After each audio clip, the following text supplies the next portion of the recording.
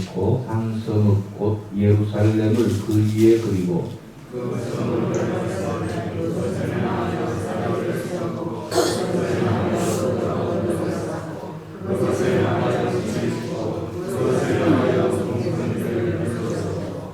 또 철판을 가져다 노아 성읍 사이에 두어 철벽을 삼고 성을 보위하는 것처럼 에워싸라.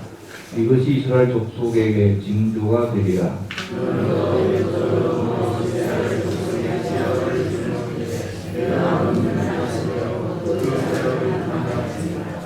내가 그들의 범죄한 수대로 내게 날수를 정하였나니 곧 390일이니라. 너는 이렇게 이스라엘 족속의 죄악을 담당하고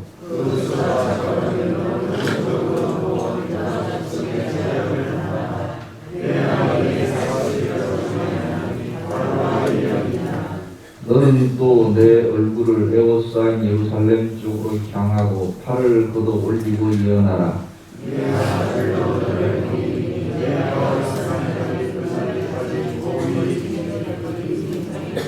아멘.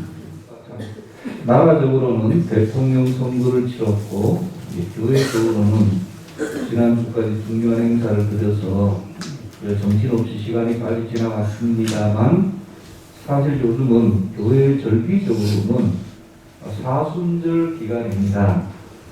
사순절은 글자 그대로 순이 한국 순 우리말로 열이라는 뜻입니다. 그러니까 사순 40이라는 뜻이죠. 우리 오순절도 있잖아요. 50이라는 뜻이고 사순절은 글자 그대로 40일을 말하는데 무슨 40일이냐? 부활절 전 40일입니다. 그러니까 기준이 부활절이고 그때부터 하루씩 거슬러 올라가서 40일을 말합니다. 그런데 성탄절은 딱 정해져 있지 않습니까? 12월 25일이 교회 정했는데 부활절은 해마다 날짜가 달라지는데 그것은 음력을 따르기 때문입니다. 음력 생신이신 분은 해마다 우리 양력을 쓰니까 이렇게 날짜가 달라지는 것처럼 부활절은 계산이 좀 복잡한데 여러분 뭐 자세히 아실 건 없고 춘분이 지난 춘분 이제 뭐 봄이 됐다는 거예요. 춘분이 지난 다음에 오는 첫 음력 15일 보름이 지난 첫 주일이 부활절입니다. 그러니까 여러분 아실 건 없고 이게 다 춘분 뭐 보름 이게 음력이잖아요. 그러니까 그 지난 첫 주일이 부활절이니까 그래서 해마다 4월 셋째 주 됐다가 뭐 둘째 주 됐다가 이렇게 조금 왔다 갔다 합니다. 그래서 그때부터 부활절은 주일이니까요. 그때부터 이제 40일을 주일은 빼고 40일 거슬러 가다 보면 항상 사순절 시작은 수요일이 됩니다. 올해는 3월 2일 이미 지났죠. 이미 지난 수요일을 제2의 수요일이라고 특별히 이름을 붙여서 부르는데 시작은 수요일이 되며 끝은 이제 주일 전이니까 토요일 고난주간 맨 마지막 토요일이 40일 사순절의 마지막이 됩니다. 사순절은 그래서 우리가 그 사순절 끝이 고난주간도 있고 부활절이 있기 때문에 부활절을 대비하여 회개도 하고 금식하며 준비하는 기간이라고 할 수 있습니다. 또 이 기간에 우리의 신앙을 검토하고 성찰하는 시간이기도 합니다. 본래는 새신자의 세례를 위해 금식하고 준비하는 기간의 출발점이었던 초대교회 사순절은 점차 세례받을 자만이 아니라 모든 성도들이 참여하는 기간으로 바뀌었습니다. 우리 개신교는 우리 천주교처럼 사순절을 정말 절기 그대로 지키지는 않습니다. 많은 그 정신만큼은 부활절에 예수님이 십자가 고난이 있지 않습니까? 그래서 그 정신만큼은 우리가 기억을 해야 되겠습니다. 오늘 말씀을 통해서 오늘 말씀이 사순절을 가리키는 말씀은 아니지만 이 속에 나와 있는 한 중요한 그 원리 혹은 정신이 사순절의 아주 중요한 원리 혹은 정신 중에 하나이기 때문에 오늘 말씀을 통해서 고민해보는 시간이 되기를 바라겠습니다. 오늘 에스겔서죠. 에스겔은 선지자입니다. 선지자. 하나님은 선지자, 이 성경 속에도 많은 선지자들이 있었습니다. 이사야 선지자, 요나 선지자, 물고기 뱃속에 들어갔다 나온 호세아 선지자도 있고요. 에스겔 선지자인데 오늘은 하나님은 주로 우리 선지자 하는 일이 뭔가요? 하나님께 말씀을 받아서 백성에게 선포하는 직분이 선지자 직분이잖아요. 하나님께 말씀을 받는 그 과정이 몇 가지가 있는데 가장 중요한 것은 그냥 말씀을 받는 겁니다. 이런 말씀을 어디 가서 선포해라 하면 그대로 받은 말씀을 기록하기도 하고 그 기록한 것이 이제 성경이 된 거죠. 예레미야가 기록한 말씀은 예레미야서가 된 거고 에스겔이 받은 말씀은 에스겔서가 된 거고 그 다음에 말씀을 받은 말씀은 기록도 하지만 가서 선포합니다. 그러니까 말씀을 받을 때 말씀 자체를 받기도 하지만 특별한 경우에 행동을 하도록 말씀하십니다. 이런 경우는 특별합니다. 보통은 가장 주는 말씀을 주세요.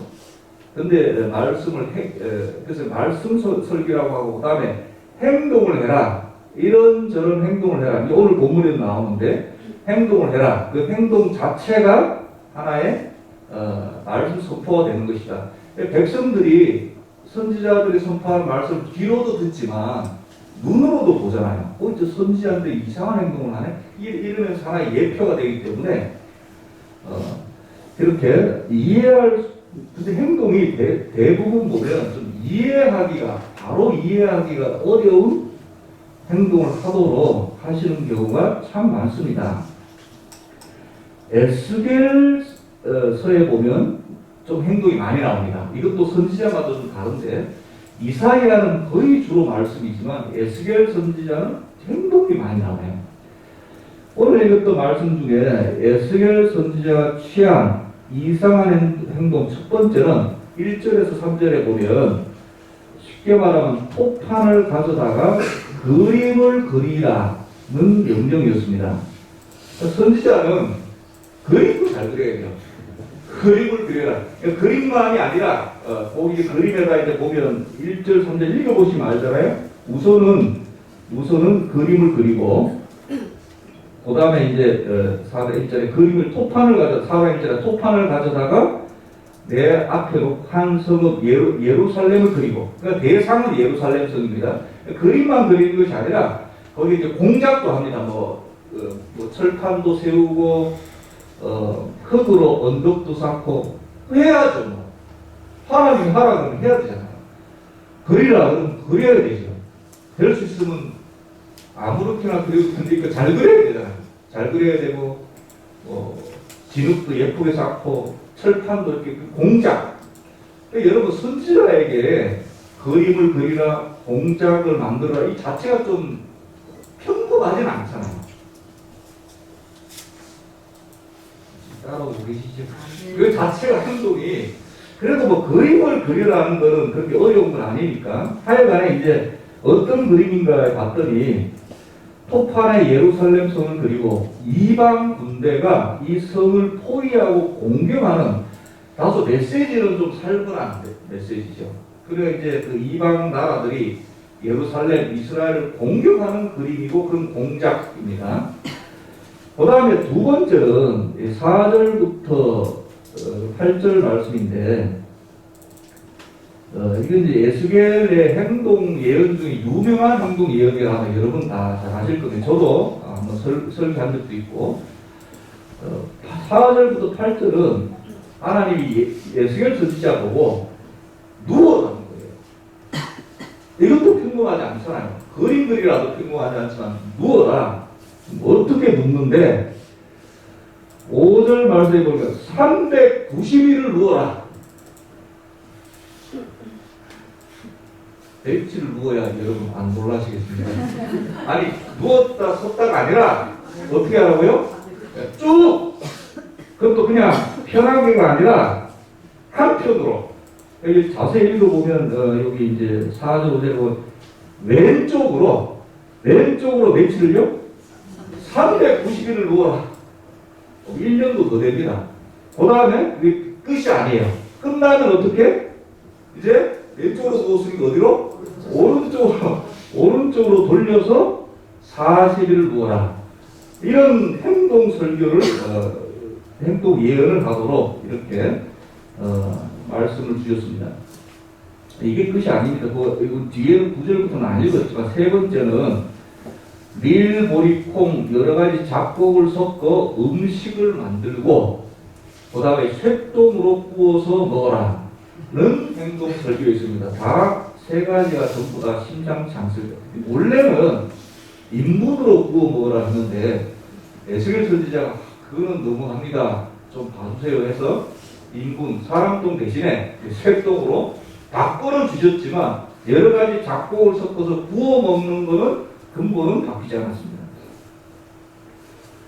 이런 행동을 요구하신 하나님은 종종 에스겔뿐만 아니라 그 종들에게 상상을 초월하는 행동을 요구하시고 이 행동을 통해서 말씀을 주실 때가 있습니다. 이제 시청각 설교인 거죠. 그러니까 좀 강렬한 이런 행동 예언을 주십니다.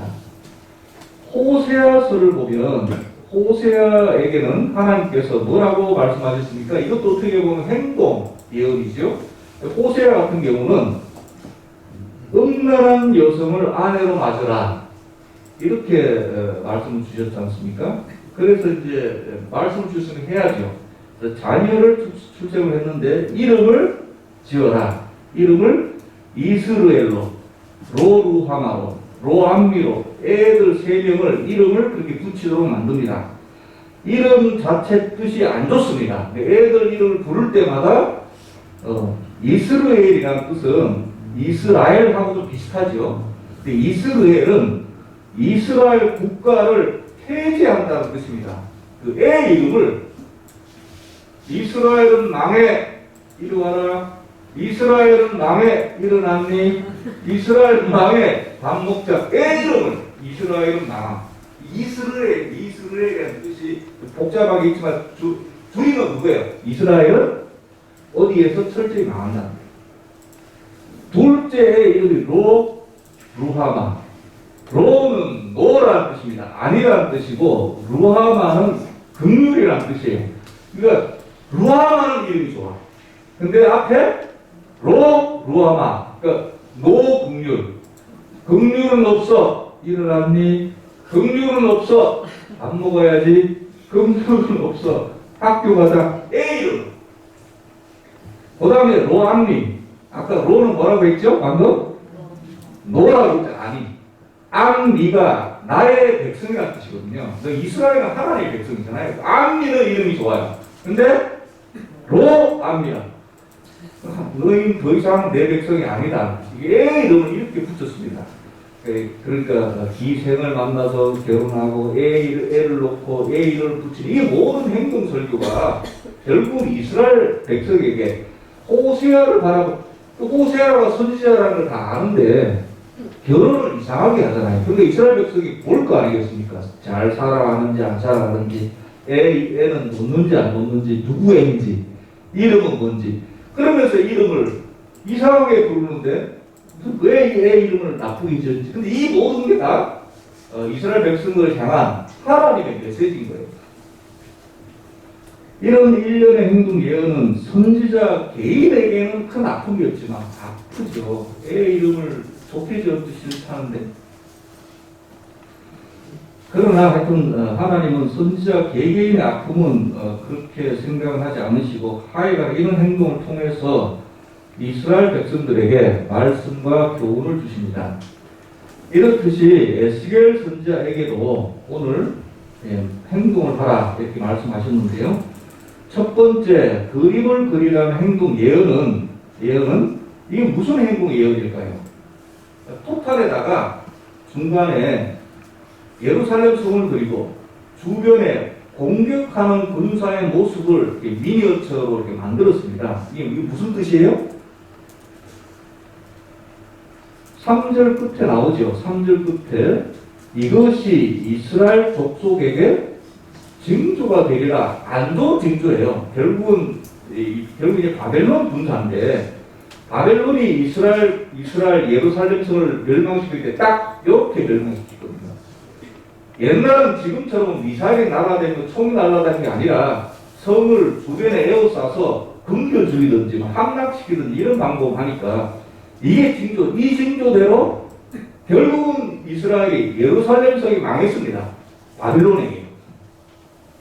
그러니까 이거는 에스겔을 통해서 이스라엘은 결국 지금 더 튕기지만 망한다. 그러니까 굉장히 무시무시한, 선지자한테는 그림을 그리는 거고 뭐 만드는 거지만 이 메시지가 이야기하고 있는 내용은 순종한 거죠. 망한다.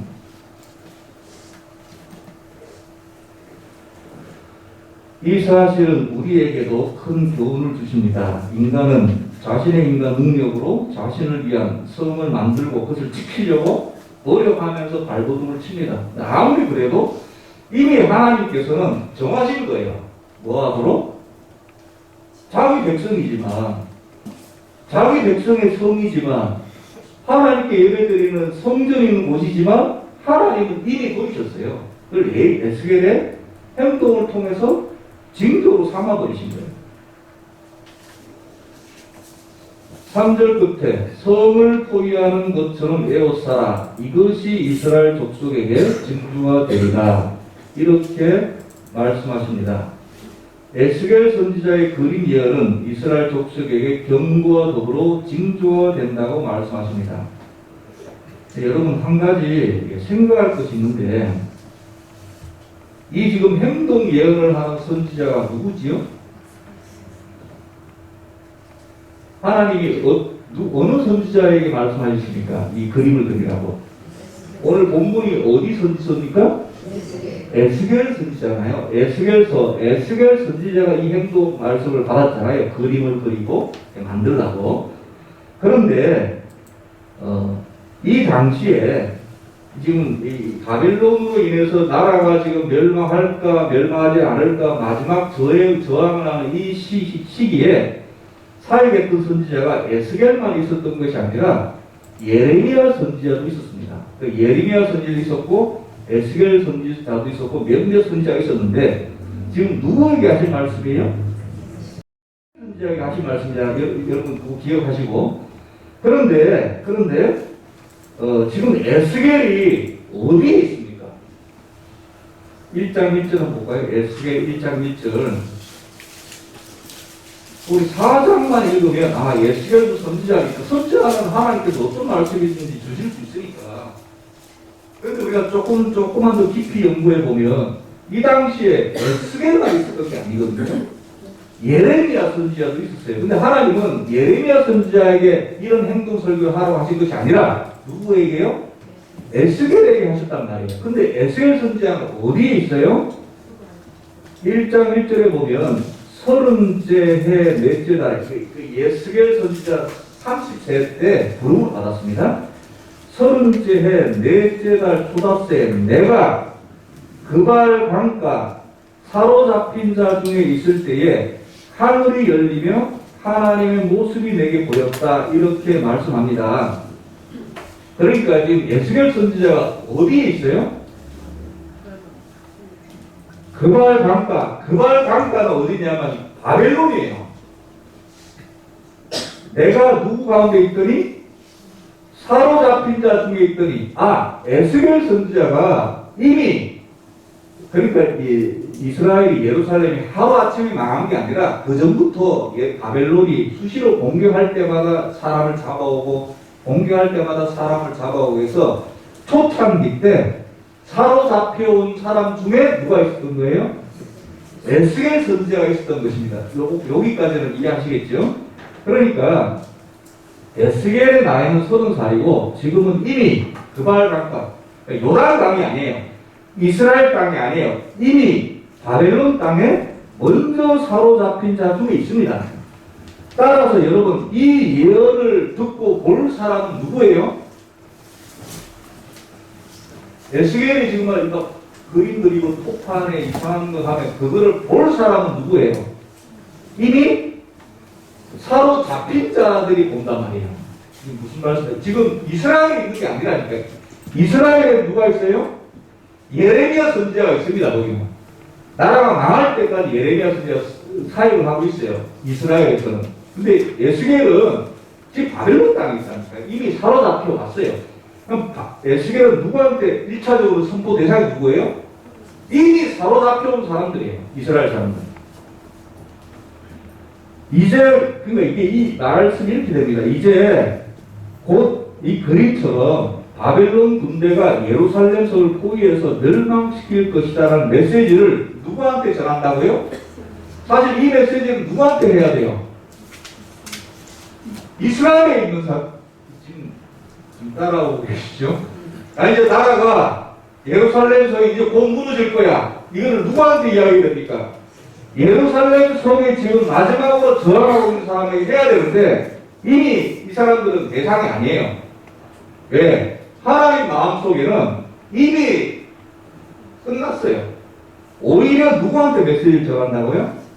이미 사로잡혀온 사람들에게 메시지를 전하는 거예요. 그렇다고 생각하면 좀 메시지, 왜 메시지를 전하는가 좀 내용이 달라집니다.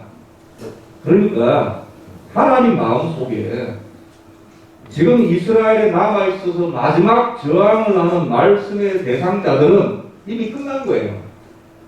우리가 생각할 때, 야, 하나님은, 여러분이 예를 들어서 사로잡혀서 이미 외국에 가 있어요. 그러면 마음속에 어떤 생각이 들어요? 아직 고국에 남아있는 자들이 더 좋은 것처럼 느껴져요? 아니면 사로잡힌 내 신세가 더 처량합니까?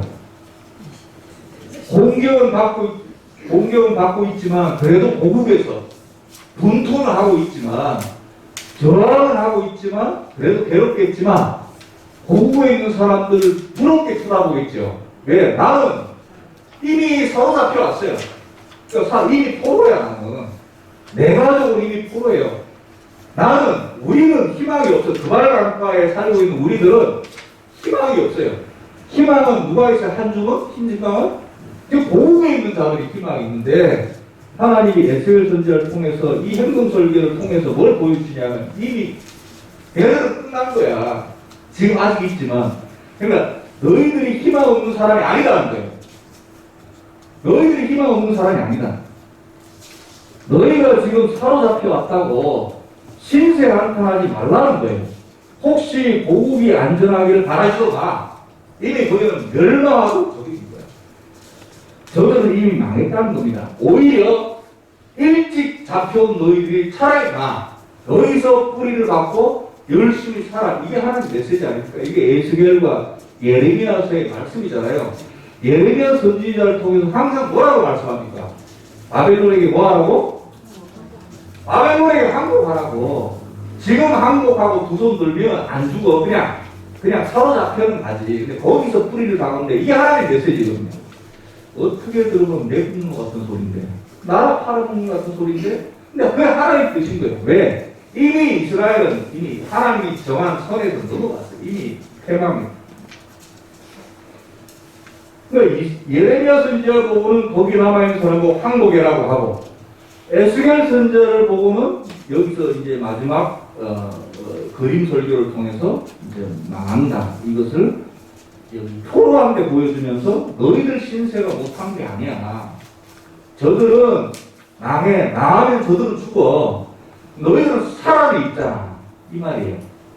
포로지만 살아있잖아.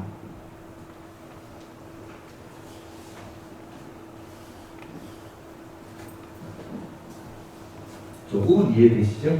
여러분, 조금은 이해되시죠? 그 말씀 듣는 대상자에 따라 내용이 많이 달라집니다. 이미 하나님 마음속에 왜 예레미야 선지자를 통해서 이 그림 설교를 안 보여주냐면 이미 그들은 끝났거든요. 이제 에스겔에서 다른 데 보면 에스겔이 그리고 선지자지만 이게 좀 행동 설교가 너무 심하잖아요. 그럴 때 하나님이 에스겔을 딱 들어가지고 영적으로 들었는지 실제로 들으시는지 모르겠는데 예루살렘 사정을 보여줍니다. 에스겔에게. 그 뒤에 보면 에스겔 봤는데 그 온갖 나라가 망해가는데도 불구하고 회개해도 시험찮은데 온갖 죄와 우상숭배 의의는 하나도 없는 거예요. 아, 이래서 하나님께서 나의 이걸 보여주셨구나. 이미 거기는 희망이었구나. 이게 이제 에스겔서 읽어보면 이제 이렇게 쭉 나오는데. 그러면서 이제 오늘 중요한 본문의 내용 두 번째입니다. 오늘 본문의 두 번째 부분은 죄로 인해서 그 북이스라엘과 남유다, 이미 북이스라엘 망했지만 이제 남유다가 곧 바벨론에게 망하면 완전히 망하는데, 그렇게 고통을 당할 거 아니겠습니까? 근데 고통을 예언할 뿐만 아니라 이게 중요합니다. 죄의 값은 반드시 지불되어야 된다는 겁니다. 이것이 여러분 결코 잊으시면 안 되고 반드시 기억해야 될 하나의 귀한 영적인 원리 중에 하나예요. 뭐예요? 죄의 값은 반드시 지불되어야 된다. 4장 4절을 다시 보시겠습니다. 4장 4절. 너는 또 왼쪽으로, 아까 왼쪽으로 누구라 그랬잖아요. 렌치를요? 391을 두고, 이거 아무리 봐도 못할 것 같아. 잘못하면 죽을 것 같은데, 하여튼 누구라 했는데 그 이유가 뭡니까? 이유가. 이스라엘 족속의 죄악을 짊어지되 내가 눕는 날 수대로 죄악을 담당할지니라. 이렇게 말씀하셨습니다. 에스겔에게 말씀하신 두 번째 행동 예언은 왼쪽으로 오른쪽으로 누우라 눕는 날수도 지정해 주십니다. 그러니까 이스라엘 족속이 북이스라엘입니다. 북이스라엘에게는 며칠? 390일. 유다를 통해서는 40일입니다. 날수를 이렇게 정해 주셨는데, 이 행동 예언이 가르치는 첫 번째가 바로 죄의 대가를 누군가는 치러야 된다는 겁니다. 중요한 말씀이라고 있죠. 그리고 또한 죄의 경중에 따라, 그러니까 여러분 390일이 훨씬 더 길잖아요. 40일은 짧고. 북이스라엘은 보면 선한 왕이 한 명도 없었다고 그랬잖아요. 전부 이 지도자 그래서 참 중요한데, 물론 그 속에 이제 7,000명 남아 있는 자들이 있었지만 선한 왕은 한 명도 없었어요. 북이스라엘. 그래도 남유다는 다윗의 직계 후손이라서 그런지 더러 선한 왕들이 나왔습니다. 뭐 히스기야라든지 중간에. 그래서 그런지 북이스라엘 위해서는 390일, 남유다를 위해서는 40일을 누워있도록 이렇게 하나님께서 말씀하셨습니다.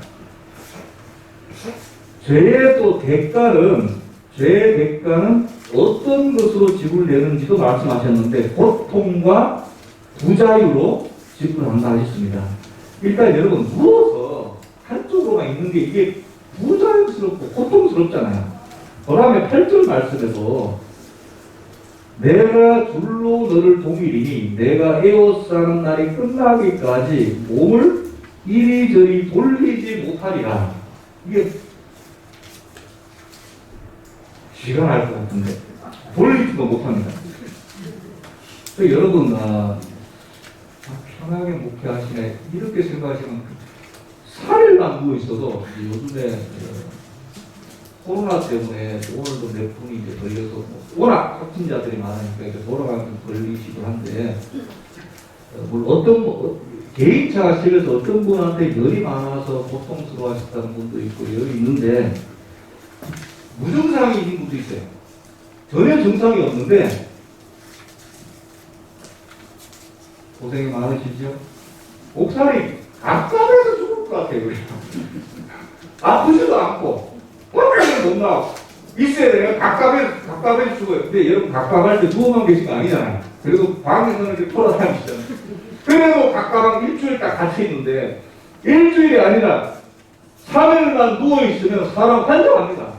못 있어요. 근데 430일을 누워. 한쪽으로, 왼쪽으로 390일, 다른 쪽으로 400일. 거의 죽습니다. 줄로 동요 매어져 있습니다. 여러분, 이런 생각이 우선 들지요. 에스겔 선지자는 도대체 무슨 죄를 졌나, 이 선지자가. 에스겔도 어떻게 보면 아까 그랬잖아요. 사로잡힌 자 중에 있더니, 선지자도 사로잡히면 사로잡히죠. 선지자라고 특별 대우가 있습니까? 사로잡히면 사로잡히는 거죠. 선지자도 일찌감치 사로잡혀서 30세 때 부름받는 거예요. 어찌 보면 에스겔도 사로잡혀간 포로입니다. 바벨론에 끌려가서 포로잖아요. 고통받던 중에 하나님의 영광을 체험하고 선지자가 된 것 뿐입니다. 포판에 그림 그리는 건 할 수 있어요. 내용은 심상치 않지만 그림 그리는 건 어렵진 않죠. 이렇게 만들면 되고 그리면 되니까. 근데 누워있는 행동 선포는 정말 어렵습니다. 에스겔 4장은 비교적 초창기 때, 그러니까 젊을 때 에스겔이 한참 피가 끓을 나이일 때 1년 이상을 누워라.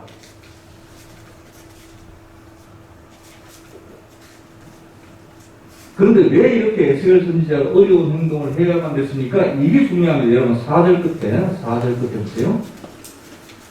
내가 눕는 날수대로 뭘 하는 거예요? 왜 뭘 하는 거예요? 뭐 하기 위해서? 그 죄악을 담당할지니라. 그러니까 이제 하루씩 하루어치 죄악을 담당하고 죄악을 까내려가는 거죠. 5절 끝에도 너는 이렇게 이스라엘 족속에 뭘 담당하고? 죄악을 담당하고 6절 끝에도 6절 중간에도 그 수가 작은 너도 오른쪽으로 누워 유다 족속의 죄악을 담당하라. 왜 에스겔 선지자가 이렇게 어려운 선지자로 부름받는 것도 힘든데 말씀 선포하는 것도 힘든데 왜 이렇게 어려운 행동 예언을 하라고 하나? 이것을 통해서 말씀도 선포하지만 동시에 뭘 하나님께서 감당시키는 거예요? 이스라엘 백성의 북이스라엘과 남유다의 뭐를?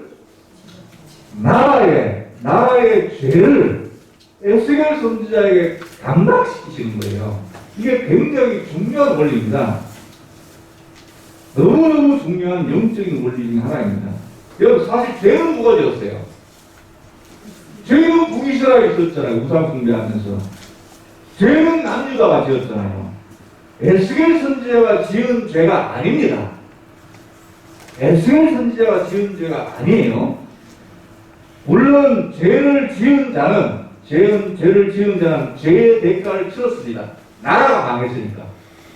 우상 숭배하고 자기 멋대로 살다가 나라가 망했습니다. 북이스라엘이 먼저 망했고 아수르에게 망했고 남유다도 이제 오늘 예언하는 것처럼 바벨론에게 곧 망할 겁니다. 그 전에 이미 많은 사람이 사로잡혀갔고, 그러니까 죄를 지은 사람은 죄의 대가를 치릅니다. 그런데 그것은 여기서 좀 잘 기억해 들으세요. 자신들이 지은 죄의 대가를 자신들이 치는 겁니다. 그러나 지은 죄는 여전히 남아 있습니다. 내가 죄를 지었어요. 죄의 대가를 치릅니다. 요즘 같으면 뭐 감옥살이를 하거나 이렇게 잡혀 들어가잖아요. 그 죄를 지었습니다. 내 죄값은 사야될지 모르겠지만 그 죄의 영향력은 여전히 남아있는 거예요. 이게 무슨 말이냐면 예를 들어서 어떤 범죄가 살인을 저질렀습니다. 중죄를 지었습니다. 잡혔습니다. 죄의 대가를 치러야 되잖아요. 그러면 무기징역으로 감옥살을 하든지 뭐 수십 년을 감옥살을 통해서 자기가 지은 죄의 대가를 자기가 치릅니다. 그런데 그렇다고 해서 사람을 죽인 죄, 그 죄의 영향력은 여전히 살아있습니다. 무슨 말인가 하면 그 죽은 사람이 어떤 집의 가장이면 그 집의 가족들은 영원히 고통당하고 있잖아요. 무슨 말씀인지 아시겠죠? 그 죄는 여전히 영향력이 살아있단 말이에요. 그 다음에 살인자의 가족도 있을 거 아닙니까? 살인자의 가족은 그 평생 무거운 짐을, 미안함의 짐을 가족도 여전히 집니다. 이렇게 죄의 영향력은 살아서 남아서 여러 사람들을 괴롭힌다 말이에요. 하나님은 그것을 가만히 두고 보시지 않습니다. 본인이 지은 죄의 대가는 본인이 치르지만 그 죄는 여전히 살아있어서 여전히 여러 사람들을 괴롭히고 이 땅을 죄악으로 물들인다는 하나님을 싫어하세요.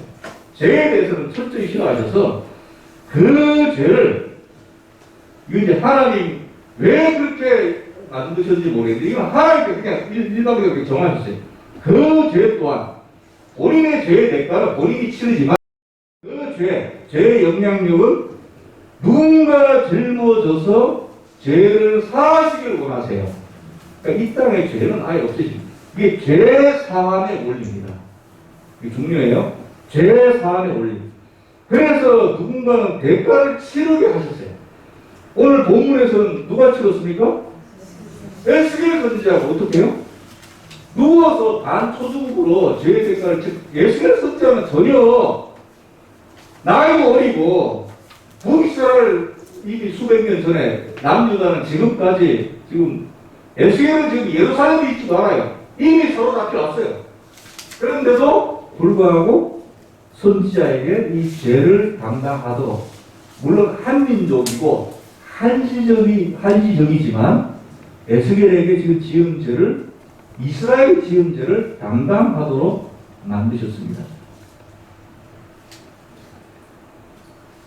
그래서 여러분 이때는 죄의 대가라고 하지 않고 죄악을 담당한다고 말합니다. 자기가 지은 죄가 아니거든요. 그럼에도 불구하고 나라의 죄를 짊어진다고 해서 죄를 담당할지니라, 죄의 대가를 치르라. 이거는 본인이 지은 죄.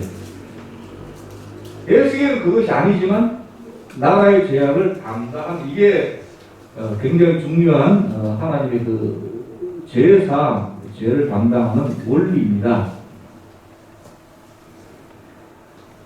여러분 사실은 본문은 말은 되잖아요.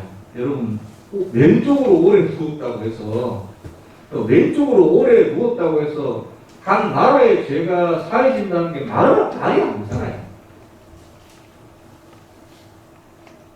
전혀 이성적인 건 없잖아요. 논리적인 것도 없고. 여러분 선지자가 한쪽으로 누웠다고 해서 한 나라의 죄가 사해지는 게 말이 됩니까? 그 말이 안 되잖아요. 말이 안 되지만 이것을 정해주신 이가 여호와 하나님이세요. 그러면 되는 겁니다. 5절 말씀 보시면 5절, 내가 그들의 범죄한 횟수대로 내게 날수를 정하였나니. 그냥 하나님 이렇게 정하신 거예요. 이성적인 거 없어요. 논리적인 거 없어요. 그냥 그들이 범죄한 횟수대로, 횟수가 또 날이에요. 그러니까 하루가 1년이 되는 거, 이것도 하나님 마음이에요. 그들이 범죄한 횟수대로 내게 날수를 정했다. 하나님이 이렇게 정하시면 정해질 겁니다. 왼쪽으로 390일 누워있는 것으로 북이스라엘 죄를 담당하게끔, 사실은 말이 전혀 안 되지만 그렇게 하셨어요. 또 오른쪽으로 40일을 누워있는 것으로 남유다의 죄를 감당할 수 있습니다. 하나님이 이렇게 정하신 겁니다. 이것이 말이 되느냐, 뭐 그러냐, 이렇게 이야기할 수 있겠지만 이게 말이 되냐 되지 않느냐 문제가 아니에요. 하나님이 이렇게 정하셨기 때문에 중요한 건 그냥 이 말을 듣고 에스겔 선지자가 순종하느냐, 순종하다가 끝까지 버티느냐, 그게 중요한 거지. 이게 말이 되느냐, 하나님이 정하신 거예요. 이렇게 하도록. 여러분 이스라엘 정탐꾼이 가나안 땅에 40일을 정탐하고 왔잖아요. 40일 정탐하고 왔는데 돌아와서 아주 평을 했습니다. 우리 들어가면 저기 거인족이야. 우리 들어가면 죽어. 들어가지 말자. 이 말을 믿은 이스라엘 백성들은 불신앙으로 인해서 가나안 땅에 들어가지 못하고 광야에 헤매게 됐는데 몇 년을 헤매게 됐습니까? 40년을 2주면 들어가는 곳을 40년을 광야에 헤맸잖아요. 그게 원리가 뭐죠? 정탐꾼이 40일을 정탐한 하루를 1년으로 쳐서 40년을 광야에서 헤매게 됐어요. 이게 사실 말이 안 되잖아요. 아니, 그럼 하나님이 정탐꾼이 40일을 돼서 악평했으면 40일만 헤매야지. 근데 하나님 마음이 그 하루를 1년으로 정해서 40년을 헤매게끔 만드셨어요. 저는 논리적이지 않습니다. 그러나 하나님께서 이렇게 정하셨어요. 정하시면 정해지는 것입니다. 그런데 여러분, 왜 이렇게 무리스럽지만 말이 안 되는 것 같지만 그렇게 정하셨냐면, 에스겔에게 이스라엘 죄를 감당케 하신 것은 하나의 예표입니다. 하나의, 이 자체도 중요한 일이지만 하나의 앞으로 올 더 큰 일의 예표예요. 즉 예수 그리스도께서 오신다. 에스겔은 사람이지만 예수 그리스도는 하나님 아닙니까? 예수 그리스도께서, 성자 하나님께서 굳이 이 땅에 육신의 몸을 입으시고 태어나셔야 하는 이유가 여기 있습니다. 바로 이 죄의 죄를 담당케 하는, 죄가 없어졌으면 좋겠고 누가 담당했으면 좋겠다. 이 원리가 이 하나님이 정하신 거기 때문에 이것 때문에 그래서 초창기에 교회 많은 사람들이 이 받아들이기 힘들었던 이유가 하나님이 왜 사람의 몸을 입고 와? 그게 이해가 안 되는 거예요. 사실 이해가 안 되지. 모든 다른 종교에 보면 그런 종교 없잖아요. 하나님을 믿죠. 사람도 신으로 만든 판인데 로마 황제도 그걸 신격화하잖아요. 사람을 신으로도 만드는 판인데 신을 사람이 돼. 근데 왜 사람으로 모셔야 되냐면 이 죄를 담당하기 위해서요. 죄를 담당하려면 아까 에스겔이 어떻게 했어요? 고통과 고난을 감당해 기쁨으로만 되잖아요. 자기의 죄도 마찬가지고 남의 죄를 이 죄를 담당하거나 죄의 대가를 치를 때는 고통과 고난 중에 치러야 돼요. 하나님은 그 고통과 고난 받으시는 분이 아니시잖아요. 영이시기 때문에. 그래서 육신을 입고 내려오셔야만 되는 이유가 여기 있습니다. 고난과 고통을 당하셔야 되기 때문에. 육신을 입고 내려오셔야 죽으실 수 있잖아요. 하나님은 죽으실 수 없으니까 이 복잡하게 된 이유가 바로 누군가는 인간의 죄를 감당해야 하기 때문에 그 감당하는 방법이 오늘 줄로 너를 동이는 것처럼 한쪽으로 오래 눕는 것처럼 고통스럽습니다. 아픕니다. 거저되지 않습니다. 즐거움으로 죄를 감당할 수는 없습니다. 예수님도 이 고난의 자를 피하고 싶으셨어요. 그래서 예수님께서 고난받으시고 결국 십자가를 지신 것입니다. 에스겔은 겨우 한 백성의 일정 기간 죄를 감당했지만 예수 그리스도는 모든 인류의 과거부터 미래까지의 모든 죄를 2000년 전에 한 번에 담당하셨습니다. 그게 말이 됩니까? 그럼 에스겔은 말이 됩니까? 누워있다고 한 민족이 제가 사회십니까? 근데 이렇게 정하신 거예요. 예수 그리스도 마찬가지 하나님께서 그렇게 정하신 겁니다. 예수 그리스도 신을 인간의 몸으로 이 땅에 보내주셨고 고통과 고난 중에 십자가를 지심으로 죽이셨고 부활하심으로 말미암아 온 인류의 이 사실을 믿고 받아들이기만 한다면 모든 죄를 예수님께 담당시키시는 이 하나님의 깊은 의미가 있는 것입니다. 여러분, 죄는 온 인류의 모든 죄는 죄인이 담당할 수 없습니다. 에스겔도 사람이 한시적으로 한민족은 되지만 온 인류의 모든 죄는 신만이 감당할 수 있거든요. 그래서 성자 하나님이 사람이 되신 것입니다. 또 고통당하고 고난당하셔야만 했습니다. 하나님은 고통당하시고 고난당하시고 죽으실 수 없기 때문에 인간이 되셔야만 했습니다. 이렇게 복잡하게 오셔야만 했던 가장 큰 이유는 한 가지입니다. 우리의 죄악을 담당하시기 위해서. 여러분 지금 사순절 지나가고 있는데요. 오늘은 한 가지만 기억하시면 됩니다. 죄를 누군가는 담당해야 된다. 온 인류의 과거부터 미래까지 담당하실 분은 하나님밖에 없으시다. 그런데 고난받고 고통당하고 죽으셔야 되기 때문에 복잡한 과정을 통해서 인간의 몸을 입고 이 땅에 오실 수밖에 없었다. 그분이 누구예요? 우리가 믿는 예수 그리스도시다. 이것을 딱 한 줄로 이사야서 53장 6절에는 기가 막히게 정리를 해놨습니다. 한번 읽어보겠습니다. 이사야서 53장 하면 고난받는 그리스도에 대한 예언이죠. 53장 6절. 이사야 53장 6절.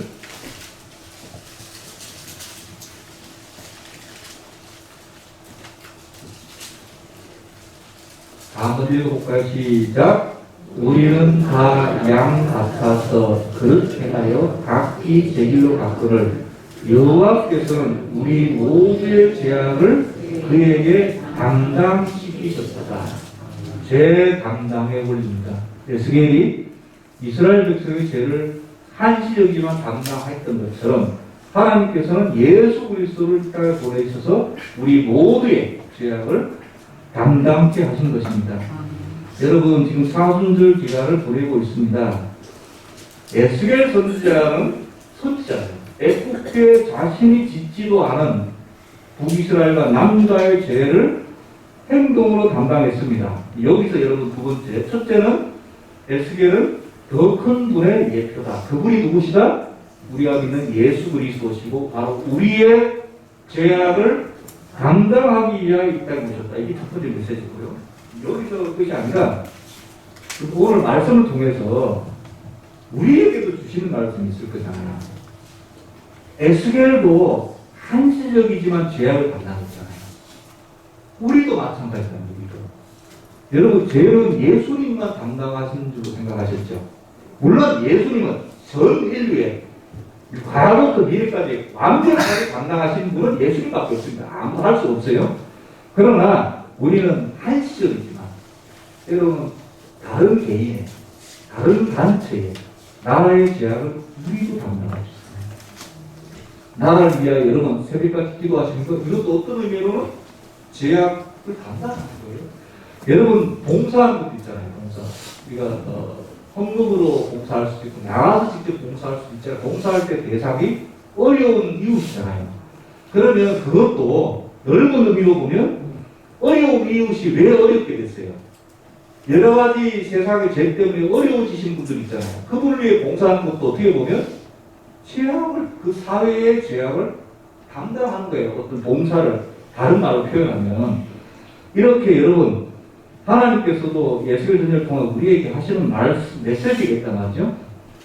에스겔 선지자가 있다면 왕 같은 제사장인 저와 여러분도 감당할 수 있습니다. 전혀 생각 못 하셨다면 오늘 생각해 보시기 바랍니다. 물론 우리가 에스겔 선지자처럼 대단한 사람은 아니지만 우리도 우리 죄를, 내가 지은 죄를 담당하는, 죄를 담당한다고 하지 않고 죄의 대가를 치르는 거, 그거 말고 여러분 그리스도인으로 살다 보면 억울한 일도 당하잖아요. 억울한 일도 당하고 의인이 고난받고 고통받고, 그것도 오늘 식으로 말하면 사회적인 죄를 그 사람이 감당합니다. 예수님께서 팔복에서 이렇게 말씀하셨습니다. 의를 위하여 핍박을 받은 자는 복이 있다. 천국이 저희 것이다. 의를 위하여, 여러분 정의를 위하여 오른 일, 무슨 내가 뭐 정의롭게가 아니라 나는 하나님 있는 자니까 나쁜 거는 못하겠어. 이것도 정의를 행하는 거예요. 뭐라고 대답할 수 있는 거예요. 이게 용기거든요. 이것도 여러분 하면 세상에서 칭찬은커녕 어유 대단하네, 어유 예수님 그런 대단, 이렇게 칭찬 안 해줘요. 니 잘났다. 그래. 이렇게 하는데 니만 뭐가 더 혼자 잘났냐 하고 불이익과 핍박에 따라오게 되어 있습니다. 당연히 예수님도 그렇게 고통당하셨는데 억울하죠. 아프죠. 괴롭습니다. 그러나 그 행위가 바로 잘못된 개인, 그 단체의 죄를 내가 감당한 겁니다. 내가 왜 감당해? 우리가 이렇게 억울하게 생각할 수도 있지만 오늘 말씀을 통해서 이해를 하시기 바랍니다. 하나님이 감당하시지. 왜? 예수를 따른 자는 우리밖에 없으니까. 그리스도이니까. 왜? 예수님이 그것 때문에 오셨습니다. 죄를 담당하시, 예수님은 우리의 죄를 담당해 오셨고, 우리는 이 세상 살면서 천국 가기 전에 뭘 해요? 죄를 담당하고 훈련을 하다가 가요. 저와 여러분에게 에스겔 선지자와 같이 하나님께서 요구하시는 것이 있습니다. 죄악을 감당해라. 죄를 짓고 대가를 치라는 말이 아니라 누군가의 죄악, 누군가의 잘못된 상황 가운데 겪어야 대한 때는 많은 고난과 핍박에 대한 하나의 대답이 되었기를 바랍니다. 그런 이유가 있기 때문에 왜 내가 매일 고난받고 왜 내가 억울하게 이렇게 당하는가? 당하는 게 아니라는 거예요. 당하는 건 피해적인 사실이고 당한다고 생각하지 말고 뭐라고 생각하자? 감당한다. 죄악을 감당한다. 그리고 그게 맞습니다. 합리화가 아니에요. 그것이 오늘 말씀의 핵심입니다. 이것을 묵상하신 분으로 사순절 기간을 잘 보내시길 바랍니다. 기도드리겠습니다. 우리의 죄악을 담당하기 위하여 이 땅에 오신 주님, 사순절 기간을 보내면서 주님의 그 크신 은혜와 놀라우신 역사를 느껴합니다. 에스겔 선지자를 통하여 말씀하신 하나님, 에스겔 선지자도 인간이지만, 물론 선지자고 인간이지만 한 나라의 죄악을 감당하였던 것처럼 우리도 우리 주변의 불합리와 여러 가지 죄악과 여러 가지 것들을 그리스도인으로서 감당할 때에 억울해하지 말고, 너무 아파하지 말고, 이해 못할 일이라고 생각지 말고, 우리가 힘들지만 어렵지만 슬프지만 믿음으로 이겨낼 수 있도록 주님 인도하여 주시옵소서. 예수 그리스도 이름으로 기도드렸사옵나이다. 아멘.